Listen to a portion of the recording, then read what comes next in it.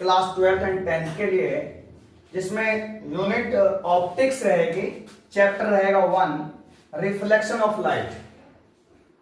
Reflection of light क्या है? When light strike on a smooth और पॉलिश सरफेस। ये स्मूथ सरफेस है, जैसे कि आप बोर्ड देख पा रहे हैं, स्मूथ होता है। स्मूथ सरफेस पर जब लाइट स्ट्राइक करती है वो बाउंस होकर के वापस जाती है, उसी मीडियम में रिटर्न हो जाती है। लाइट का किसी भी स्मूथ या पॉलिश्ड सरफेस से टकरा करके वापस होना रिफ्लेक्शन ऑफ लाइट कहलाता है। जो लाइट रे आकर के पॉलिश सरफेस के जिस पॉइंट पर गिरती है उसे पॉइंट ऑफ इंसिडेंस बोलते हैं। ये पॉइंट ऑफ इंसिडेंस है। और ए ओ जो लाइट का रे आ रहा है, light travel in the form of ray, किरण के रूप में चलती है, इसको बोलते हैं incident light, incident ray,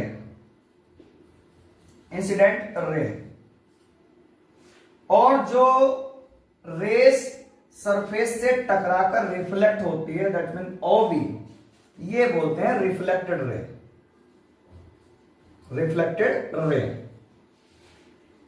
surface के पॉइंट ऑफ इंसिडेंस पर परपेंडिकुलर लाइन को नॉर्मल बोलते हैं। नॉर्मल को हिंदी में अभिलंब कहते हैं। तो रिफ्लेक्शन क्या हुआ? When a light ray falls on a smooth or polished surface, it reflects back, bounce back, return back to the same medium. Same medium means air से आ रही थी और एयर में कोई रिटर्न होगी। This phenomena is known as reflection of light. ये जो polish surface है, ये आपका एक स्पेशल सरफेस है जिसे आप जनरली मिरर बोलते हैं। ये मिरर बोलते हैं। मिरर में जो नीचे पेंट होता है रेड ऑक्साइड का पेंट होता है, रेड ऑक्साइड।